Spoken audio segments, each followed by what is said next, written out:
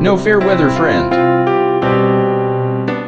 When the weather is nice, we want to be outside, enjoying God's creation. But when the rain or storm clouds roll in, we bundle up inside and want nothing to do with the outside world. God is not a fair weather friend. He doesn't abandon us when we do something wrong or face challenges. It is quite the opposite. He offers to go with us through our battles. The Lord Himself goes before you and will be with you. He will never leave you nor forsake you. Do not be afraid, do not be discouraged. Deuteronomy 31, verse 8. The definition of forsake is to abandon. We know for certain that God will not abandon us. It is written countless times in Scripture.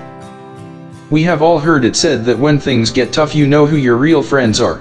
While others are running away, our friends move in closer. But words like never and always are eternal words, and perhaps sometimes even the best of friends may have their limitations.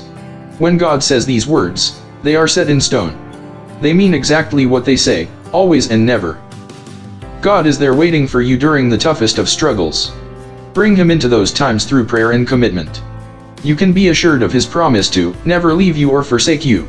In the Bible, those words were written specifically to the people of Israel, who were facing unsurmountable challenges and were afraid. The words were an assurance they could trust God. And as we saw in verse 8, God is willing to go in front of us, leading the way. What a comfort that is! Because it is written many times in the Bible, we can be assured that God will be with us in our struggles. Max Lucado said that God is not into the love them and leave them stuff.